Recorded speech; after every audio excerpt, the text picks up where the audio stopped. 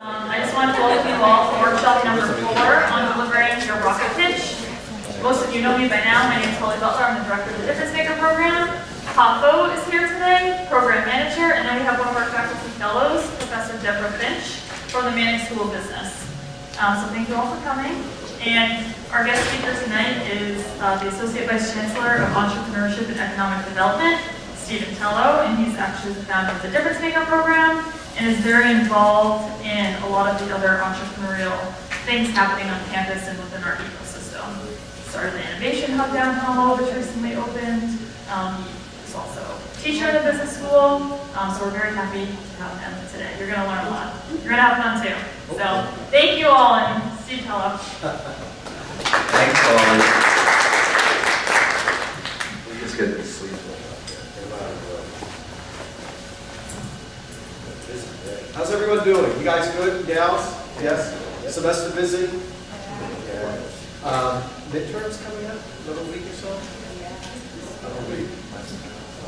Okay, Holly, thanks for that great introduction. Normally, Holly goes on longer.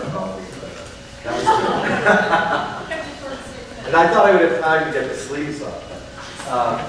I'm just curious. So first of all, it's great to see all of you here. And I'm guessing that most of you have persevered through the previous 3 workshops. And I'm sure Holly or I have mentioned that oftentimes the teams that stick through the workshops end up winning money in the end because they pay attention to some of the details that the judges are looking forward to. So what I'll do tonight is specifically talk to you about this rocket pitch idea. But before I do it, I'm just curious. Let's see. Do we have some engineers in here? Engineers? Okay. How about any business students? Excellent. Was that business over there too? Excellent. Very good. I know we have some nursing students, right? Excellent. From Professor Karan's class? Yeah. You have to thank her. How about other South Campus majors? What's your major? Peace and Comfort. Excellent. Any other South Campus majors? Yeah? Exercise biz. Oh, exercise biz, oftentimes big winners of the competition. I'm just saying. I'm just saying. Let's see. Any music? How about science? College of Science. Computer science? What's biology? Biology? You're biology. You haven't graduated yet?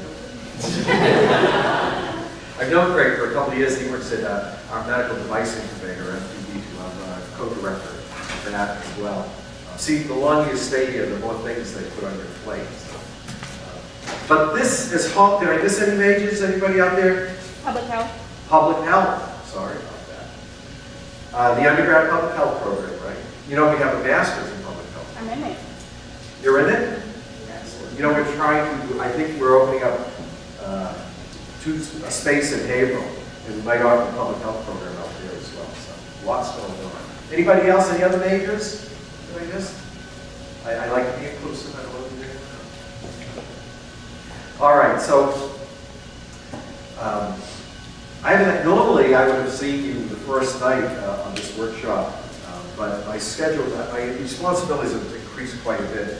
There's some interesting things going on at the university, which I'm really excited about. So, DifferenceMaker is one of our programs that focuses on entrepreneurship. It's our student-focused program.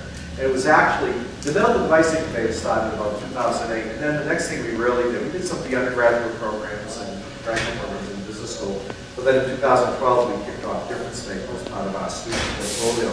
But we're in the process of reorganizing how the university thinks about entrepreneurship and how it promotes it across the university and out in the community.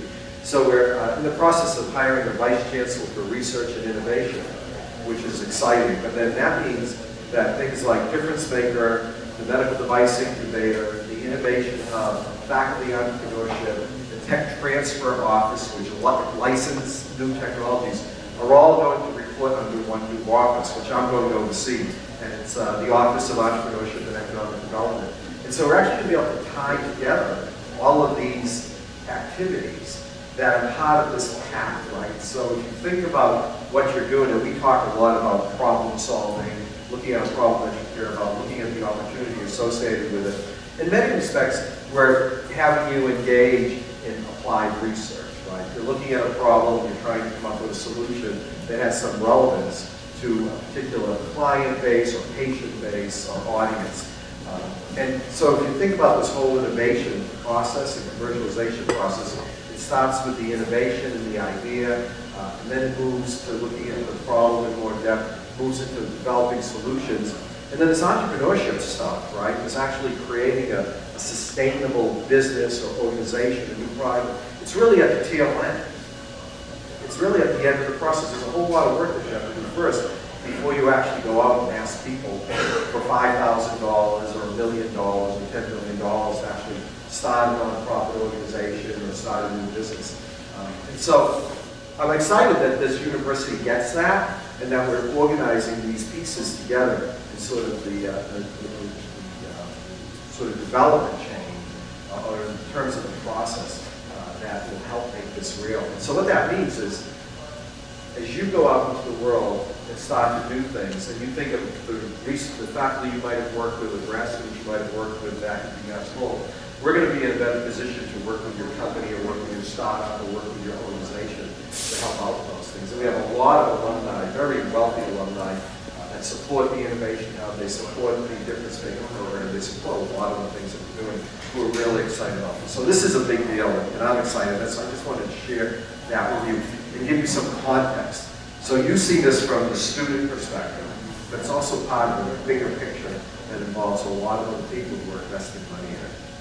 So I'm going to talk about rocket pitch tonight. How many of you know what a rocket pitch is? Right, what's a rocket pitch? Rocket pitch, you can also call it an elevator pitch, is a very quick and concise way for you to tell someone what your business is about, and hopefully you're telling them so they'll give you money. Excellent, pretty good. So the whole idea is to present and pitch the solution that you're developing so that the people who make the decisions about investing money into it, whether it be the prize award or venture capitalist or the Mass Life Science Center, who I pitched a $4.5 million award to, and I won it. You want to make sure that you're giving them the information that they need to both understand the value of what you're proposing and to be convinced that you can actually pull this off. It's really two things. That you're knowledgeable enough about this, that it is a real problem, you're knowledgeable about it, and that the solution you provide is something that you can actually pull off. And I'm pretty confident if you do that, the judges will get it. Now, the third thing you need to worry about is it really an important problem? So are you solving a problem, pitching a solution to solve a problem that has some real value, and that your solution is somewhat unique, so it's not already out there in the market or in an organization or such. So those are sort of the fine details. And the whole idea, it's kind of funny, right? Because I know you all have been working really hard. Oh, did you see the way I pronounced that R? You've been working really hard over the last few months to develop these ideas, and some of you I know you've been working longer. And so it's a little scary to think that all this hard work basically comes down, is it 3-minute or 5-minute pitch? 5? 5. Are you sure? It's 5. So we've given you 2 extra minutes. So it wasn't, when I was at Babson, it was a 3-minute rocket pitch we had to do. So it's kind of a little scary to think that all this hard work comes down to a 5-minute pitch. But it really, ultimately it does. And so the idea plan, the way we structure the idea plan is to help you start to organize your research and your thoughts in a way that will allow you to convey this effectively to these strangers, right? Who don't necessarily know you, know what a great person you are, they don't necessarily know how hard you work and your teams work. So it's really important that you practice this rocket pitch and pay attention to some of the details. And so what we're going to do tonight, I'm going to talk to you about some of the key elements in a rocket pitch, and then I'll do one for you, and then I'll show you some that other students have done, just to give you a chance. And then I believe everybody is expected to actually present their pitch to some of the faculty mentors at some point over the next few weeks. Is that correct? Oh, yes. Yeah. Semi-finalist teams, if you become a semi-finalist team, it's mandatory to have a 30-minute rocket pitch coaching session. of either on myself or some of our faculty developers. So if you're a semifinals team, you'll be getting an email from me, a Google poll, where you can actually sign up for a time slot. Okay, and please feel free to get up, eat more pizza. Professor Finch did some wonderful baking, although if you're allergic to peanuts, stay away from the blood around. Don't even touch it. But feel free to get up. So what is a rocket pitch? It's a succinct delivery of your proposal or your solution. 5 minutes long. We will give 4 to 6 slides. And we actually have a format that we'll recommend that everybody use. And you'll want to use it because that's what the judges kind of cue into. So we'll share that with you. So first off, the pieces. And Holly, do they have these slides or will we be sending them to them? These slides will be uploaded by tomorrow onto our resource page. So if you go to the DifferenceMaker website, you click Idea Challenge, and then you click the Resource tab. All of our workshop materials are there. So if you haven't attended other workshops, all the presentations are there. Hannah edits videos, so we get those uploaded. We get the PowerPoints uploaded, so by tomorrow this one will be uploaded online. Excellent. So if any of your teammates missed it, they can follow up. So I think we've talked a lot about the problem. I know Nancy Saucier kicked this off, the first one talking about problems and defining it. So at first it's really important that you define the problem for the judges. Very specifically, you want to define the problem that you're addressing. And you want to demonstrate your knowledge of the problem. Right? And so that means you've already done some research. You've looked at who's affected by the problem, how many people, where do they live. Any aspect of that, you want to show them that you're knowledgeable. It's not that you just feel the problem and think it's an issue, but you've actually gone out and done the work to document that this is a problem. And so the rocket, Holly, have we given them the template? Yes. So for the rocket pitch, I don't know why does it say slide 3? Because that would be slide 1, the problem. I must have messed the slides up. Well, if you deleted some slides before, then Yes, I changed the order. So. yeah. So ignore slide 1. It's actually look at slide 1 on the defining the problem. Then assess the opportunity. Again, I know I'm reviewing something for those of you, but what you again want to show is that not only do you understand the problem, but you understand the market really, right? So whether you're a nurse, or you're starting a nonprofit, or you're starting a business, you're really showing people that there is an opportunity associated with solving this problem. So these are the people that are going to benefit from your solution. You will also talk about any competitors in the market, or even if you don't think they're a competitor, but if there's a way that the problem is being addressed right now, even if it's inadequate, you can say that.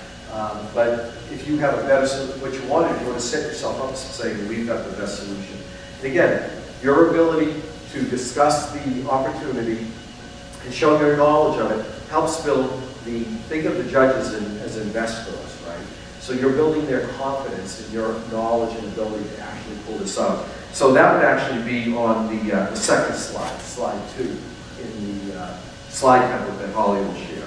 So we look at the problem, we talk about the opportunity, we introduce your solution, right? And again, it's about being really focused and clear about what your solution is, why it's a better solution, why you're the team to implement this solution, how your solution is different than other things on the market, so you can anticipate some of the questions that the judges might ask and you can answer them, having a picture of the solution, having a picture of people using the solution. This is, for those of you that don't know, this is actually a prosthetic limb that the former student team non-spec. This is their limb that they built. It's adjustable, it'll grow, it's easy to fit, and they can bring it to market for probably under $50, which is really a big deal. And they've actually tried it out. So you want to show a picture if you can. If you haven't built it yet, if you need money to actually develop a prototype, have somebody put together a drawing. Or I really like when people bring things into the room. If you have something physical that you can hold up in front of the judges, it captures their attention. So you'll talk about the solution, you'll talk about why it's better, you'll talk about why you're uniquely qualified to get the solution into the hands of the people who need it, and you'll show them what it's like. I mean, we've sat through pitches where people have said, this is the problem that I'm addressing. I think we saw some of this in the digital financial credit union, where people talk about a problem, but they didn't have anything to really show people. They talked about how they're going to work with this group, they're going to talk to this person, they're going to develop this software, but none of that had happened. So it made it difficult for the judges, and I probably worked with over 100, 150 judges. I've judged in other competitions, I've judged for Sandbox and Eat for All, I've judged for the Foundation for Teaching Entrepreneurship, so I have an idea what judges are looking for, the types of questions they ask when you all leave the room that they ask each other. If there's no evidence that you've done some of this or that you understand what you need to get it done, then they aren't going to make an investment in you. And then you identify the resources that you need. Now, 5 years ago, if we were doing this type of thing, we would have a business plan competition, right? And it would probably only attract engineers and business majors because everybody else would be bored by the process and work you have to go through to create a 50-page business plan that, frankly, you don't need unless you're approaching a venture capitalist and asking for $5 million, right? Even angel investors who are making $25,000 investments, some of them want to see a business plan, but not all of them, right? They want to know that you've done your work, they want to know that you have some solid financials in place.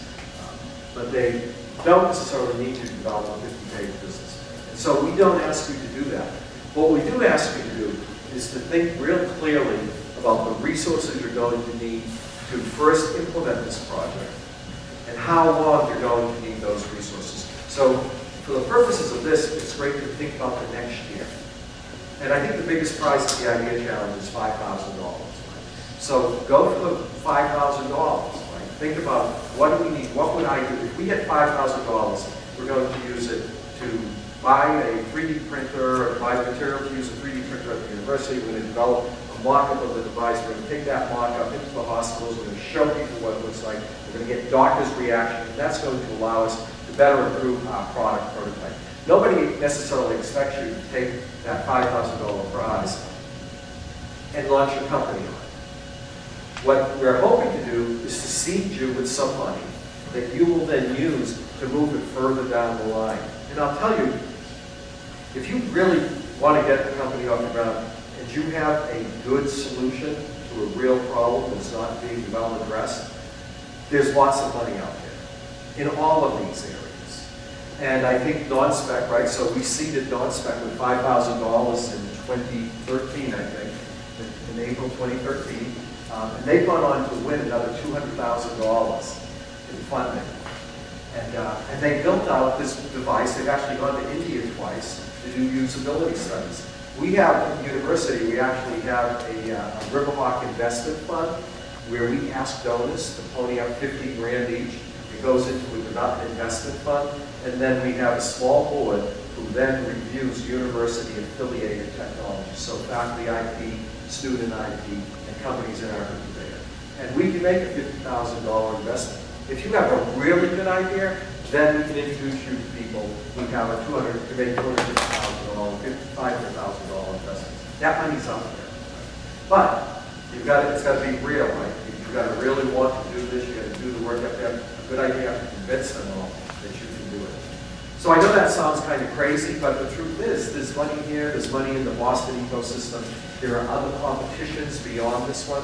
So you sort of think of this as the first step, and you think about this is what we want to do with this $5,000 over the next year. Now, the other thing you want to think about is where do you want to be in 2 years, and where do you want to be in 5 years? And so it shows that I've not only thought about building my new medical device or developing my new software app or introducing a new physical therapy routine in a consulting system. I thought about that, but I've also thought about how I'll grow that, how I'll get it out into the market, or how I'll grow that organization or that business over 2 and 3 and 5 year periods. So part of it is thinking about what you're going to do right now. Part of it is thinking about realistically what the opportunity is, say 2, 3, 5 years from now. And that's what's going to excite the judges. Right? You demonstrate your knowledge, you demonstrate that you've already done some homework, you understand that there's more work to do, and you're asking them for their help to get it done. Pretty simple. Yes? You have to say specifically what the money's going, their money's going for it? Yes, yeah. Now, you may not know everything. In fact, I'm guessing many of you don't really know all the costs involved in doing this. But for this event, you can probably make a pretty good guess. And let me give you some tips on this. So there are a lot of resources at this university now. And most of the judges are alums, so they know that. So for example, if you say you're going to go out and buy a 3D printer, they're probably going to say, well, wait a minute, we've got to make a space loader, we've got to look at the innovation hub, we've got to, so you don't necessarily want to take that money and spend it all on one item. What they're going to look for is, do you need some funding to get a marketing site up? Do you need some funding to buy materials for that 3D printer? Do you need some funding to attend an industry seminar where you'll be able to pitch the idea to other people? So it's probably a good idea to think about spreading that money out. What idea do you have? Mine is a nonprofit organization. Yeah. So what types of needs do you think you have? I guess like money for the website, recruiting, I guess bonding events, as a mentor organization. Yes. So, and also the cement. Yes. So the materials to build science projects. So. Right. Yeah, so I think spreading that out, helping them. So the big challenge that the nonprofit teachers run into is they often think about, all right, I need $5,000, and it's going to get me through the year. And then judges want to know what's going to happen after that. So have you set aside some funding and time and energy to say, to realistically say, well, this $5,000 will get me this, but in order to run an organization, I probably need about $250,000 a year. So what they want to know is that you're thinking about what foundations you might approach, what types of donors you might approach, what other organizations you might affiliate with. So it's sort of helping to map out for that, how this money is going to help. I think it's easier when you have a product.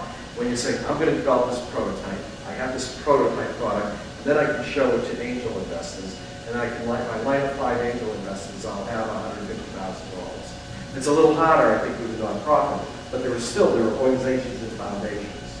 So, for example, you might say, well, I'm going to use some of this money to attend this foundation training system and get involved in this foundation network, so we can start to identify long-term funding. Okay. Other questions? Feel free to ask questions. Yeah. Also, do you talk about your current progress? So, like, you just said this is what I want to do, or do you say this is what I have done? This is what we've done. Yeah, I would absolutely say that. Show them that you've already spent time and energy and your own money. This is what, if you have sweat equity into it, or your own capital, or friends and family, yeah, definitely. I would definitely say this is where we are. This is where we want to be in a year. This is where we want to be in 5 years.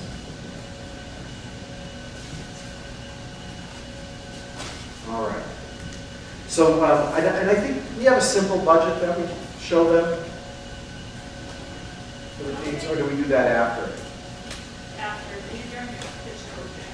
So, so during pitch coaching, I think it would be good for us to maybe show them some of the budget. So one of the things, and I don't know how much of this has been covered, but just want to be clear to everybody so nobody yells at us on April 14th. Nobody gets a blank check, right? So none of you, as winners, are going to be given a check on April 13th. You say, okay, great, I'm done. That money will go into my account under DifferenceMaker Central. And then you'll have a meeting with Holly and Hart. We've set up a boot camp for after, I don't think we have the date set up. We'll actually sit down with you and have you participate in this boot camp session where we help you think about how you're going to spend the money. Spending the money isn't just spending the money, it's also introducing you to mentors, some people who can help you think about what networks you need to tap into, what other knowledge resources you need, what other physical resources you might need. So we want you to, we'll sit down with you after the event and say, okay, let's put your budget together again now. So we know you had a budget up here on the slide. Now let's sit down and say, okay, what are your plans for the next year? What are you planning on spending money on? And you're expected to participate in this boot camp. So just want to put that all on the read. Somebody yelling at us last year. Y'all heard that? Just make sure. Okay. All right, so you actually have this. I'm not going to go through this entire template because we do have this handout. Slide 1 is the problem, slide 2 the opportunity. And there are a number of the data. How many of you have actually spent time talking to patients or potential customers or potential clients? A few? Yeah, I see a few hands. Okay, good. That is really important, right? That is critical. And in fact, you should probably talk to 50 to 100 people about this idea. Because what happens, and we all do this, right? I do it, Holly does it, you all do it. I think she's locked down.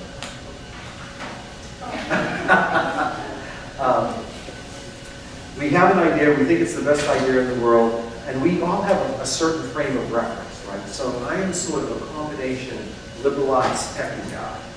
And so that's the way I look at the world. Some of you are maybe more scientific engineering, some of you are more human services oriented. So we have a frame of reference. We have a way that we look at problems and a way that we solve them.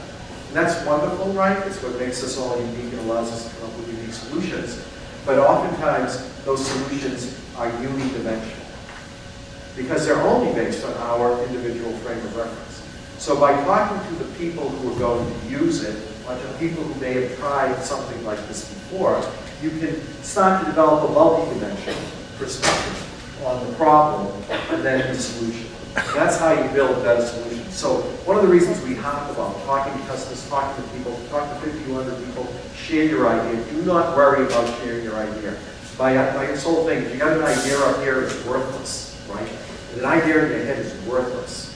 An idea does not become valuable until you put it down on paper and start to execute. And you have to talk to other people about it. Now, you don't have to divulge all the secrets of your code, for example, or all the details of your structure or that sort of thing. But you got to talk to people about the idea. Chances are, most of the ideas, and I've heard probably thousands of ideas,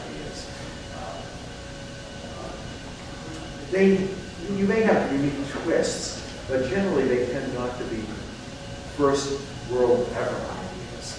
So by sharing them, people can kind of share some insight and help you figure out how do I put the unique twist on it so that people are willing to fund me, to buy this product, become part of my organization. So I sort of talk to these places. Okay, so some tips on the rocket pitch. Something happened, Holly, when I say this. Because I didn't say faux, Linux used faux technical jargon. Holly did all this work, I edited it, and I clearly messed it up. So you want to limit your use of technical jargon. Some technical jargon is okay, but you want to make sure it's something that people understand. The last thing in the world you want is for the judges scratching their head. So the use of technical jargon does not necessarily demonstrate expertise in the eyes of the judges. So if you use it, and particularly I think in the medical field, there's certain treatments and certain diseases and such where you need to use that lingo, but you want to explain it so people understand it. So if you're talking about the solar plexus, stretching or something, you want to point to it to make sure everyone knows what you're talking about. Practice is critical. You've got to practice this. Practice in front of your team and maybe your dorm mates, and then practice it in front of your mom and your grandma. And I've done this. I've actually done this. So I do a lot of presentations, and I've actually practiced in front of my mom, who is now 80. That's 82, mom's 80, yeah. Truthfully, I haven't practiced in front of her for a few years, but let's say she was in her 70s. And I figured if my mom could understand it, she's not technical at all, then I would be able to convey this information to other people. And if my mother sat there saying, Stephen, what are you talking about? I would say, okay, I think I need to adjust this. So practice it, use prompts, I mentioned that. Pictures are good, so physical prompts are good, pictures are good, graphs and charts, great way to convey information. Make sure they're accurate, don't make the data up, because these judges are smart. I'm guessing, well certainly, so at the preliminary event, we will probably have about 25 teams pitching. We'll probably have 5 rooms going at the same time. We'll probably have 4 to 5 judges in each room. And we specifically try to put you in a room with alumni who have experience in that particular field. Who may be from that discipline, or have experience in healthcare, have experience in computer science, or multimedia, or human services, or education. So these people have some familiarity with the space. So you're not going to be able to snowball them. Then we have that people trying to do that. It's not good. Tell a story. Right? You want to tell a story. Don't read your slides. Right? Now, you can reference your slides, But by the time it's up there, you should really know it is. And please, don't bring your smartphone as your phone. Don't ever do that. I'm giving a lecture and I'm reading it off my smartphone, and all of a sudden, it goes to sleep. And then you're sitting there fumbling, right, trying to unlock. We had a team do this in front of, was it 2,000 kids? We had a team pitching, and we didn't know they were going to do this. So you need to know what's up on that slide. You need to be very careful. Think about it. We're only talking 5 slides here. This isn't a dissertation. This isn't even a final course project. I know Professor Finch makes you do 15, 20 or so. This is only 5 slides. You can sneak a peek, do one of these, but make sure you know what's up there. And tell it like it's a story that you're passionate about. Some other tips. We should, when they do the practice pitch, we should have a microphone set up like that. Because how many of you have talked to a microphone? So there's quite a few that have, okay? So it's something you need to practice, because what ends up happening is the microphone drops down here. And some of this, I have a big loud voice, I don't even need it, but some of you have a softer voice, and some of the judges do it. And then all your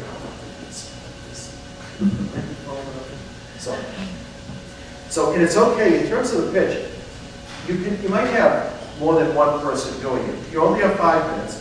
You might have 2 people pitching, you might have 3 people pitching. If you're doing that, you want to make sure to rehearse it so it's a very smooth transition. I would suggest not having any more than 3 people sharing a 5-minute slot. Yep. So our team is relatively large. Yep. We've got between 10 and 20 people involved. Yes. And so obviously with such a short, we want to keep it under 3. How would you suggest demonstrating that we do have a larger team that is standing there in presentation? I would have. In the room? What's that? Can we bring them all in the room? Yeah, bring them in the room, but have them in the back. So the preliminary pitch is a smaller room. Have them in the back. Maybe have 2 or 3 people up front, or whoever you decide is going to pitch. And then if you do make it into the finals, you can have them in the room and you just have them stand up. But I wouldn't waste the 5 minutes introducing all 10 or 15. I'm going to make a suggestion. Make sure that anything that you add to your presentation adds value to the presentation. Anything that you do has to add value to what you're trying to portray, to what the judges will see as a good product or not. So if that means having a lot of people present to show that you have a very strong and capable team, you might want to do that.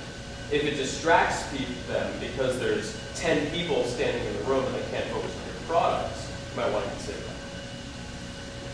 And the corollary to that is don't have too much on the slide. There's too many bullets on the slide. Polly knows I've always been enumerating. These are tips for you. These are tips, yes. This is not, on your pitch slide, you probably don't want to have any more than 5 bullets on a slide. And you probably don't want to have any more than 5 or 6 words in a line, maybe 8 words in a line. Succinct points. That's why tables and charts are nice, because you can show the number of people affected by this disease. And you can show the growth, the adoption of iPhones, and why you think it's good to build an app. And one chart, like I say, a picture's worth 1,000 words, right? You can put that one picture up there, maybe a couple of simple bullets, and then talk to that point. And if the judges have questions, they'll ask you. They have a few minutes to do that. So keep that in mind. Use a nice font. When you design, so I used to teach multimedia design, so keep with high contrast, basic colors. Hannah's laughing over there, just put Hannah and Casey as well. They've done all this work on multimedia presentations, then I come in with my little whining, oh, I can't see that color, can you lighten that up, and such. But think about this, right? Somebody's about to give you $5,000. It may be really pretty to have chartreuse on a light green or blue background or something, but when you're 55 or older, you can't see that contrast as well. And I'll tell you, the finals judges, they're all over. They're all over. The preliminary judges make it up. The final judges are. So, like, I'm just trying to think of something like, you've seen like black backgrounds with purple writing on it, which when it's blown up on the screen is incomprehensible. Yes? Someone can go into a classroom and put it up on the overhead so that you can see it on the screen. Because it was looking at his veterans one, and I'm wondering how it's going to look.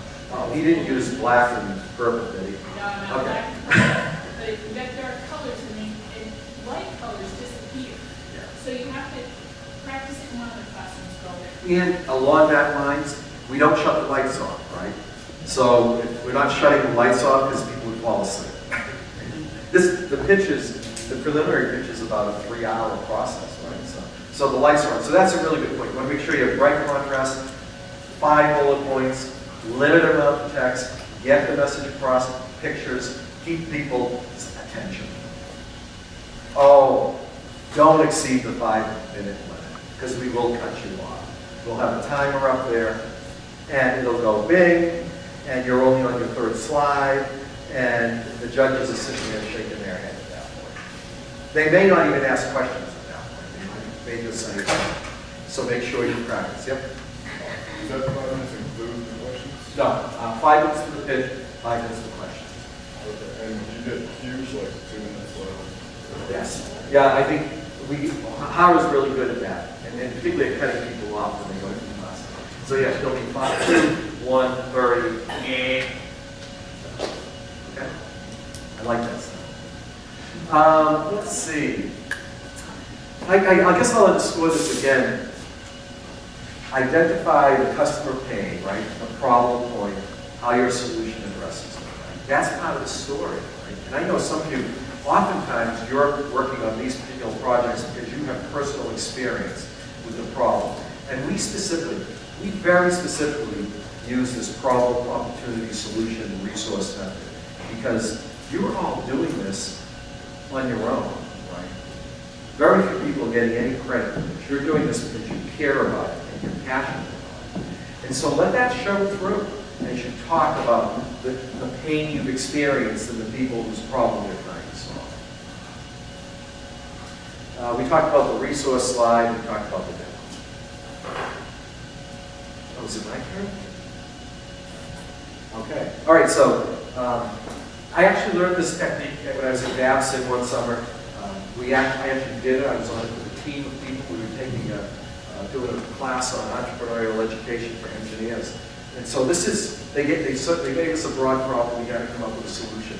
And so what I'm going to do, and I haven't practiced in a while, and how would you time me, Holly? Holly, you're going to time me? Okay. 5 minutes. I probably only need 3, because I had done a 3-minute project. So I will do the DifferenceMaker, my sample rocket pitch. I'll let you know when I'm ready. I gotta get down.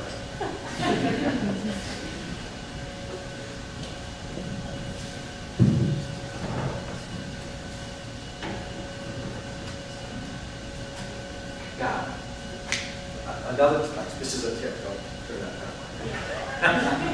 down. I think when we set up the stage for you and when we set up, we'll have this computer where you want to see it. And so you want to make sure that you're able to, you want to be able to peek at the screen. You don't want to read it. You want to be able to peek at the screen so you know what they're looking at and you're not doing what I had to do earlier. Yeah, they The board's not long enough. We'll buy him. He's been good to us. Let's buy him a 20-foot cord. Help ask Jack. Okay. Yeah, so really, this should be out here further. So, but I'll suffer through this. Okay. I'm ready. Business air travel. What comes to mind? What do you think about when flying? Long lines, damaged luggage, missed flights, delays, a hassle. Business travel isn't fun anymore. It's estimated that 200 million business flights per year, that security lines are larger than 30 minutes. Long lines mean customer frustration and missed flights. It's no way to run a business. So we have a solution. Our solution to the problems of air travel is a product called Securities. Securities is a suitcase to carry your laptop, to carry your essentials for your flight, that all fits in this very neat suitcase that opens up. It has a clear plastic film. There's a pocket for your cell phone. You won't have to take your laptop out of your bag. You're going to open it up, place it on the conveyor, and go through our special Securities security line.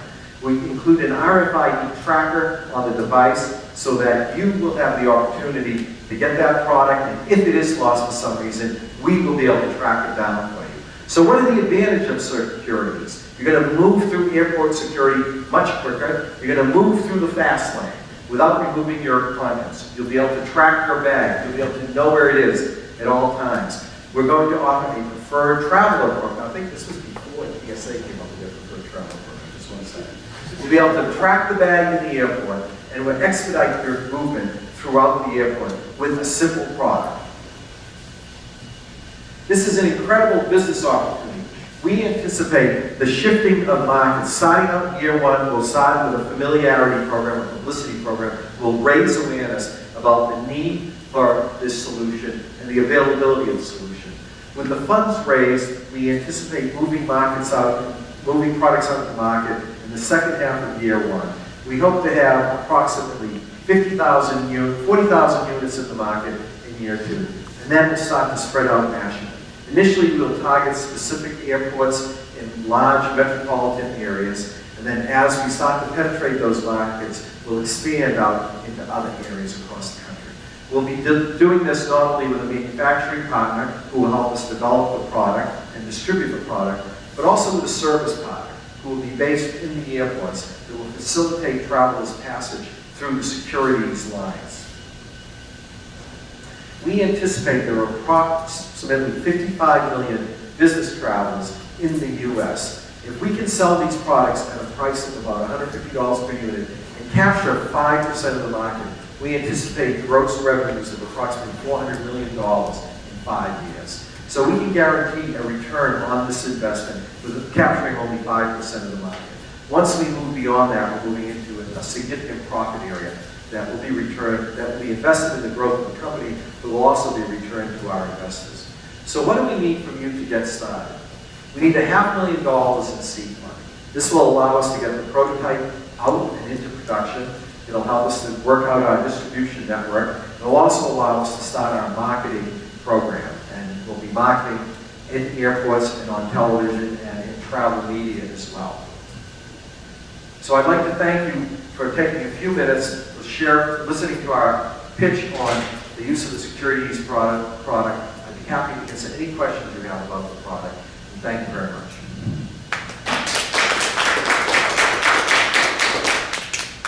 So it's been a while since I've done that. How many minutes was that? 3 minutes, 30 seconds. Not bad. Last year you hit it right at 3 minutes. Like 3 minutes. I saw you smirking at one point. I did that as well. So let's go back and take a little look at this. And you gotta remember, I did this with actually a team of people. So here's the problem, right? The problem is business air travel, long lines, the hassle. Think about this problem. Most people can identify it. So already we've hooked the judges, right? Because most of them have had to deal with this. We have some graphics on there, some numbers. We introduced the concept. We have a picture, right? We have a mock-up of the product. And that mock-up gives you a sense of what the different features are. Now what's funny is, this was done quite a few years ago. It was before we started our entrepreneurship program in business school.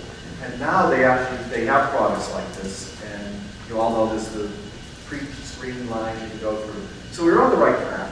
So people can look at it and say, oh yeah, that's simple, I get it. Now the real device is probably going to look different than that, but this is good enough.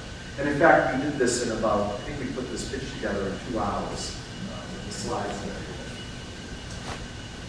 Now we talked about the advantages. We're also talking about the feature set here, right? And so now people start to think, yeah, okay, this makes sense. It seems like there's an opportunity here. We know there's a problem. The solution sounds like it could work. Now I will tell you that this slide, I kind of chuckle when I see these slides now. We refer to this as the hockey stick. Because it shows, here's the blade, right, and here's the stick. And so it shows, oh yeah, and everyone can say this, right? Slow growth, also, man, we're going to jump. You might want, that's not very realistic, right? Typically what probably happens is it's more of a gentle slope. But for the purposes of the pitch, we weren't actually getting any money in this demonstration. For the purposes of the pitch, it works. I think I would also, you noticed I talked a bit about what our plans were in terms of year 1, year 2. We've got enough room on here to do some simple bullets there. so that not only are the judges looking at the graph, but they're also looking at your plans. So thinking about how you can fit those things together is nice. The other thing you can use here are layers. This on the map, this is actually a layered slide, and so it brings in one piece and then another piece and such, and you can do that sort of thing as long as it keeps moving, right? What you don't want to do is bring in one layer, talk about it for a minute, bring in another layer, talk about it for a minute, because now suddenly you've eaten up a third of your time, and the 5 minutes will go quickly.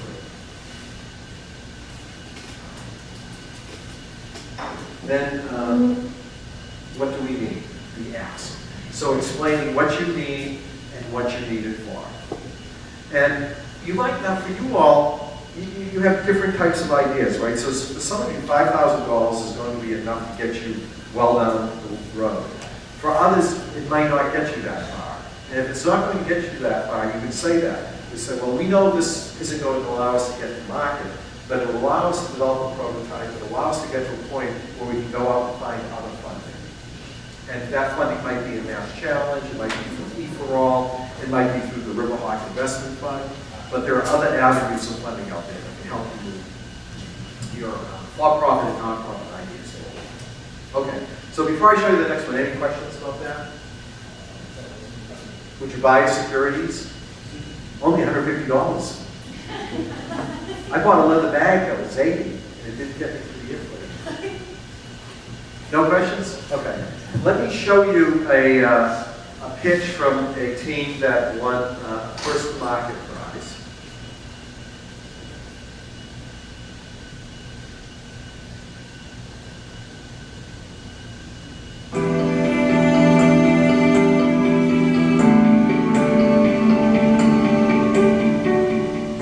So, how many people here today know someone who's had back pain? People with back pain are actually within the majority because non-impact injuries like back pain are at epidemic levels.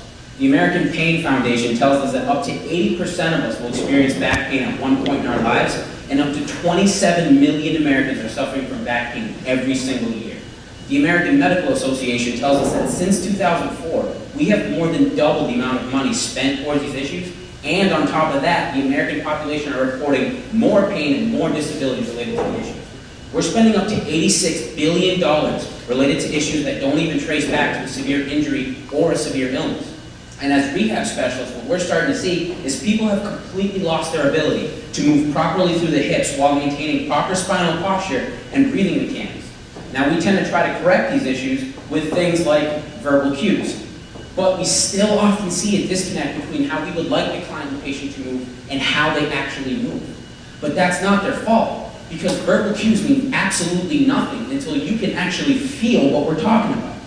So we truly believe, in order to eliminate this disconnect between client and professional, and to help take people out of this unnecessary pain epidemic, is to bring verbal cues to life, so that you can actually feel what it's like to move well, and so that it's no longer just a verbal cue. If you're someone that loves to be in complete control of your own body, while constantly reassuring yourself of right versus wrong during exercise and training, then you are going to absolutely love the new innovative product that our team has developed for both rehabilitation and injury prevention.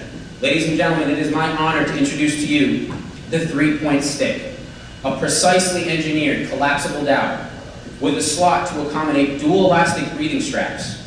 You feel the breathing strap expand and contract around your abdomen, assuring you of proper abdominal breathing mechanics. Maintain 3 contact points with the dowel to assure you of proper spinal posture, and feel yourself lose a point of contact as you come out of proper alignment so you can immediately self-correct your own movement. The 3-point stick is already proven to work. It's patent pending. It's free of complicated technology, free of sensors, and free of batteries. We have a doctor and 2 expert physical therapists supporting this product and have already expressed the fact that we, as a profession, need this product. Currently, our target market will be movement professionals, consisting of about 500,000 professionals as of right now, and estimated to be about 700,000 professionals by the year 2020. We will need funding for LLC formation, trademarking, manufacturing and production, marketing material, and further developing our marketing model in order to bring the 3-point stick to the people, to help reduce healthcare costs, and to bring people to a level of function that they've never thought possible. Ladies and gentlemen, the 3-point stick represents a higher standard for movement quality, and if brought to the market, I promise you, the 3-point stick will make a difference. Thank you. Bring it to the people. Come on, how many of you would buy a 3-point stick after that? He was good. He was good.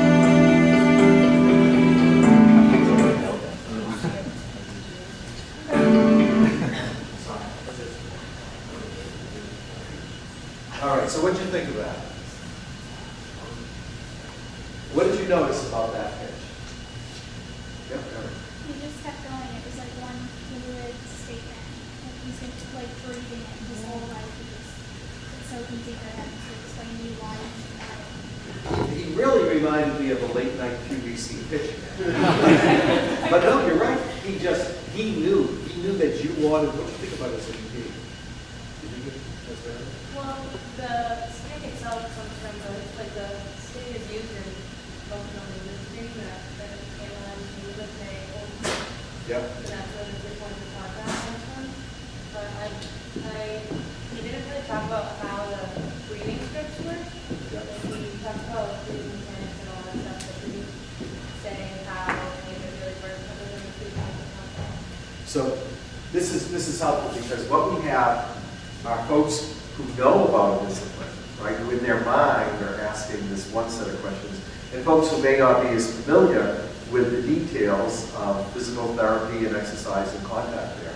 And so it's something you have to think about, right? When you're pitching this now, the truth is, the judges like the idea, right? And they did challenge him a bit. They challenged him a bit about the science, and he had good questions. So if you would, in this case, right, if you were pitching this, the judges would have an opportunity to ask you some details about that. So I think in terms of the quality of the presentation, it was really good. It was really rehearsed, it was smooth, it was passionate, right? Even if you backed into it, even if you had no intention of exercising, you might buy one of these for $19.95 and give it to someone at Christmas time. So they did a nice job. Now there was a couple of things I noticed. The stage was crowded, right? To your point about the number of people. And there was one guy who kind of looked like he was off the set of The Sopranos, yeah. And and then all of a sudden he had these other guys come up. Now the demo was great, right? Because he had, first of all, he had the guy in his shorts, demonstrating it. And then he had the other guy doing the ninja move, right? Opening up and showing it all connected there. So I think overall they did a nice job. Let's take a look. I think we have their slides here as well. So these are the actual slides which you couldn't see. So they really discuss, they start right off with the problem. Right? Now, does that slide, so this is the thing you have to be careful about with images, right? Because I think images are powerful, but images should connect with your problem and your solution. And when I look at this one, I'm thinking, I see a lot of money. I see the globe. I see this guy doing this atlas thing with the globe. And I suspect, is that his spine? Is that what they did? Yeah. Yeah. So, right there, that's supposed to be the spine. So I kind of get what they're saying. But you might modify that a little bit. It certainly catches people's attention. Images. So they did a great job talking, but what is this slide? This is like a jigsaw puzzle slide. Verbal cues and fill. Now, if you think about what they were saying, right? They were saying that's how people are dealing with using misalignment and such. But it's possible you might have been able to put a little more information on there to cue people in. But I think he could have done this without slides, frankly, because it was really his presentation in the demo that carried the weight of the presentation. So here's a nice picture of the 3 point. Oh, by the way, patent pending. All that means is they've applied for a patent. And what, like this thing, they couldn't patent it. In fact, there are already patents that were provided several years ago for a device similar to this. So, patent pending does not necessarily mean anything. For the record, a micro patent is $65. And it's basically you give the name of the product and what it does, and that's about it. You fill it out in about 10 minutes. So they did a nice job here talking about it. The slide shows a nice picture of it, and they also have the demo. So you think about it, this is up on the big screen in back, and you have the demo going on in front. This is their resource slide. The judges want to see this, so look at over here. They broke out their costs. They have in the top corner LLC formation, trademarking, patent attorney fees, tooling. So this is their estimate. Now, the judges don't expect you to be experts on this, right? So maybe tooling might end up costing more. Maybe their marketing costs are probably closer to $20,000. I'm marketing a conference, right? We budgeted $20,000 just to market a conference for 300 people. So marketing costs can be pretty significant. But it shows that you're thinking about the categories. So you may not have the absolute value, but it shows to the judges that you have an awareness that there are different types of expenses here. Right? And this is funny. You know? I mean, there's no numbers here, right? But it's just an image to portray growth. Money bags. You can avoid the money bags. And then they have a nice thank you here for the judges. A testimonial or a quote from somebody who's used it, or feedback. And so these 50 to 100 customers or people you talk to, right? If any of them are respected, credentialed people, ask them if you can quote them and put it on the slide. It shows you've done your homework. And then the pitch is 5 to 6 slides, right? So what they did is they were prepared for question and answer. They had some backup slides. And so if you can anticipate the types of questions that might be asked, you can have some backup slides, maybe 3 or 4. And you may not get to use them, but if if one of the judges suddenly asks you a more detailed question, let's take a look, see what else they have here. They have a hockey stick. Unrealistic. But here, this is a good target market slide. So I might have actually put this in the pitch, frankly. Because this is good data. It gives you an idea of the current number of the people, the practitioners who might use the device. It gives you a very real number at 2010 and then a projection. So this slide, I think I would have put in the pitch because it shows you who your target, these are your target audience, this is your target audience. So you can have those backup slides just in case. Other products on the market. Okay. Any questions about that? Okay. You guys let me off real easy. Okay. So let me show you. So that was a medical type device. And now this is a bio bubble. I'll show it to you rather than tell them about it.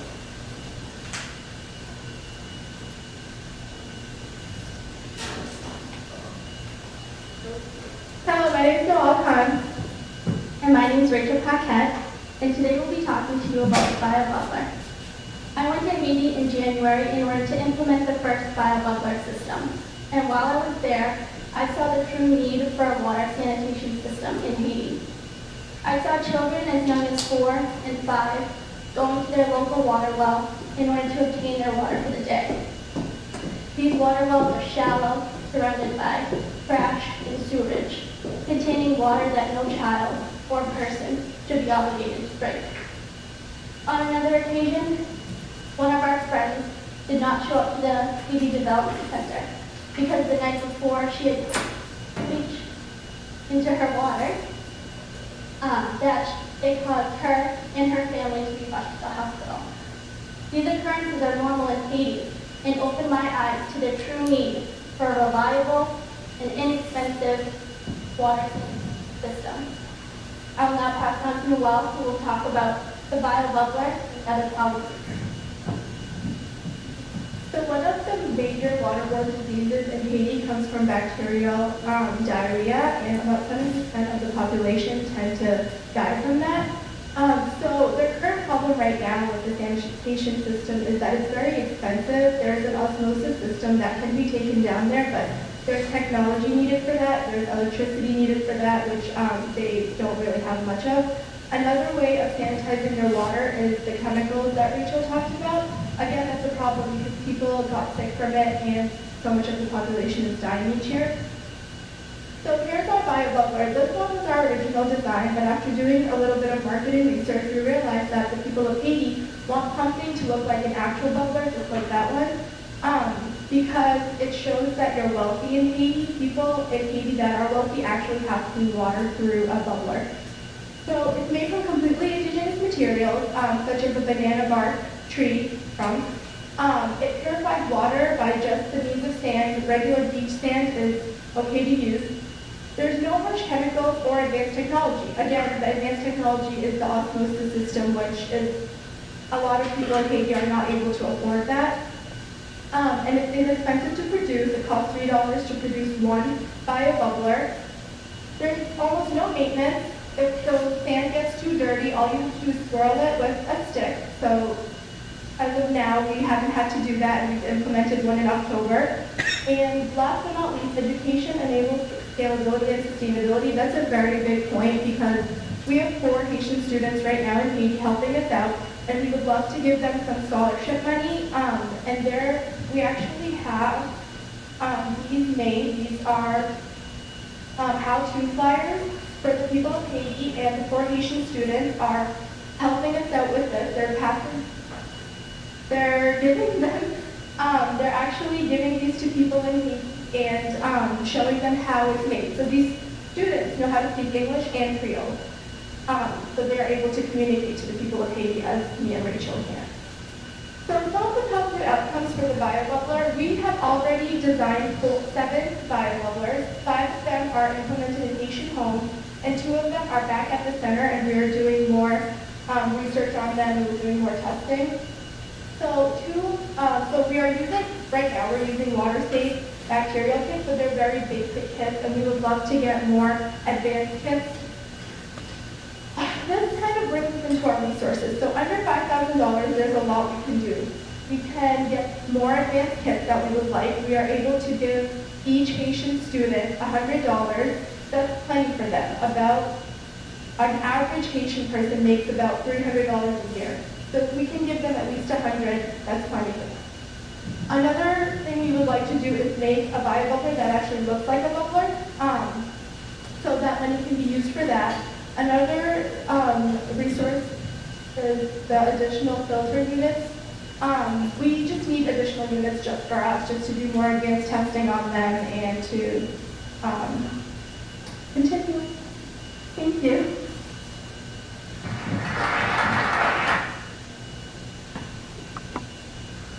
Okay, so that was bio bubbler. What did you think about that one? What was the difference between that pitch and the first pitch? A little less polished. Okay. What else? What was confusing? What they're doing with the money and trying to show overall plan and business behind it. Even the science behind it, they didn't really have any proof that it completely sanitized the water. No numbers, yeah. So yeah, let me address it. So you can see they actually won $4,000 then. The judges loved the idea. They did a great job talking about the problem, right? So the problem got you by the heartstrings, right? And it's a real problem. The questions the judges had were around sustainability. What are they going to do? I mean, they said what they're going to do with the money, and that made it sound like, well, you're just going to spend it, and that was the end. And what about the science? Now, have any of you ever had a saltwater fish tank with an underwater gravel filter? Yeah. So that's basically the science behind this, right? Where you pull the diseases and bacteria just sort of get trapped in the sand, and as the water sort of cycles through it, that's the filtering system. And then I remember I sit with the judges as they're having their discussion, and that was like, how does this work? How does this work? I said, well, and I shared that example. They said, okay, so there's basis for this. I said, yeah, there absolutely is. But they didn't really do a good job. They could have lost it. If the judges, if I wasn't in the room to clarify this with the judges, they might have just said, well, I dealt with science. So it would have been good if they had talked about how they tested it, how it works, maybe give a little background on that. The sustainability piece, I think the reason they didn't talk about it is because they hadn't really thought about it. And they have thought about it since then, because what they ended up doing was basically they have a young man in Haiti at the Haiti Development Center who's actually selling these. So they actually put together a micro business. They initially were using 5-gallon water jugs, and then they ended up making some something out of clay or cement that is being used. So that it actually turned into a business, but you don't get that from this pitch. So I think the story caught the judge's attention, and then my ability to sit with them afterwards and say, well, there is some science behind this. They were willing to sort of take a leap, but you would want to be a little bit in their defense. We were also having audio trouble, so you saw a couple of times they were like, what was going on? We don't have those troubles anymore. Let's just say we don't have them anymore. So that was bio. They did capture their slides. They had good detail on their slides to the problem. They have an image of the product, very simple, so people could see it, the judges could understand it. They talked a little bit about what they've done. So they didn't really talk about this in the pitch, but they did have this slide up there showing them that they had done some testing. But you couldn't see the slides, right, as she was talking, so you wouldn't know that. They talked a little bit about what they wanted to use the resources for. Lots of pictures, a picture on every slide, and then thank you. So we've talked a lot about what the judges are looking for. You'll have access to these slides. And so now, Holly, we want people to, well, any questions about the pitch process? So now I guess it's time for you all to maybe start. How many of you are here with your team members? Any of you? Some of you, okay. So now's a chance for maybe you to get together, start a conversation about this pitch. Maybe thinking through what are the pieces. Just think problem, opportunity, solution, and resources requested. Just bullet that out. And just start a conversation about what are the things that you might address in those slides. And we're not expecting you to develop a whole presentation, but it gives you a chance to start that conversation. I saw Professor Wadley Chen came in, we have Professor Pinker out here, so we can wander around, and if you have any questions, help around. So thanks very much.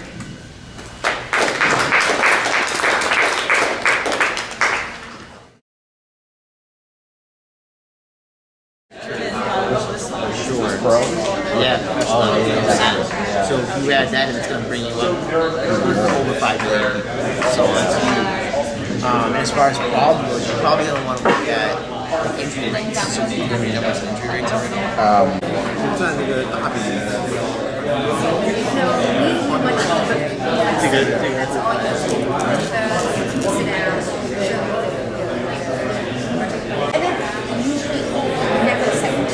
Today you have this plan, but many things can happen.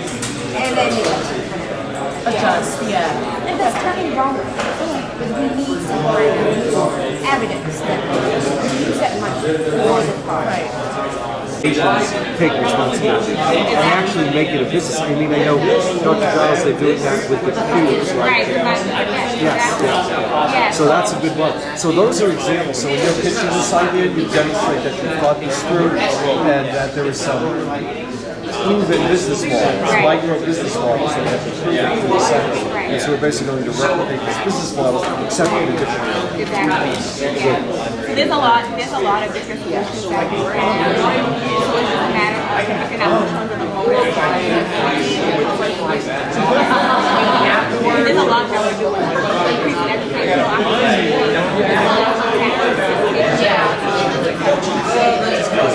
All right, so it sounds like you're right. And Erin, we've been talking, so I know where you're headed.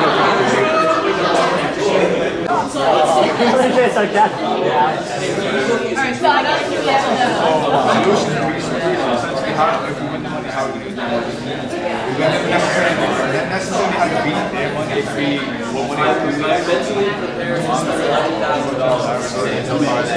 No, it's actually we have client kids in my house. Because from falling asleep, they get an earbuds. I have a question for you. How far are you researching on this? I'm guessing maybe this is say mention these things about new products in the market. how it's worked. The other thing to think about is sponsors. So that's another thing. Right. It's a little past 7:30 now, so just some closing updates, announcements, and then feel free to stick around if you still want to work on your projects. So February 29th is when your idea plan is due online. I sent out a link. I'll send out another reminder tomorrow. And then your rocket pitch PowerPoint's due. So the 29th is Monday. And the rocket pitch PowerPoint gets emailed to DifferenceMaker@uml.edu, and please make sure that the pitch is named your team name, because that helps us organize it. So sometimes people just attach it as PowerPoint 1 or presentation. So if you can name it as your team name, that would be very helpful. If you could submit it by 5 p.m., that would be great. It's not a hard deadline, but we try to get everything in there by 5. So once again, review idea plan, rocket pitch test will be the 29th. And then after the 29th, your idea plans will be scored by people we call readers. 2 to 3 readers will read every idea plan, score them. Steve, Han, myself will get together, we go through all the idea plans and all the scores. And then the finalists will be announced on March 8th. And there's usually 20 to 30 semi-finalists that move on to the preliminaries, which is on the 1st. So if you're one of those semi-finalist teams, you'll be able to revise your idea plan and revise your PowerPoint, and resubmit them to us on March 23rd. Yeah. And then once you're a semi-finalist, you resubmit those. You come and pitch at the preliminaries on April 1st. Once you pitch, the judges deliberate, and then at the end, 10 finalist teams will be announced. And then you'll have the chance to revise it again if you want, polish it up for the final idea challenge, which is on April 15th this year. So it's a process. Just make sure you hit all those due dates. And like I said, look for Holly's email for more details. So I'll send out another comprehensive email tomorrow just to keep you guys on track if that's helpful. And then once again, email us, DifferenceMaker. If not, I will be there all day tomorrow. If you have any questions, even over the weekends, I check my email all the time. At night, I check my email. So if you guys ever email me and it's urgent, most likely I'll see it and I'll get back to you. So don't feel bad if it's 10 o'clock at night and you're like, I need help with something, because I'll answer you, I'll respond. So any questions about the process? All right, so thank you all for coming. I hope you enjoyed Steve, Tello,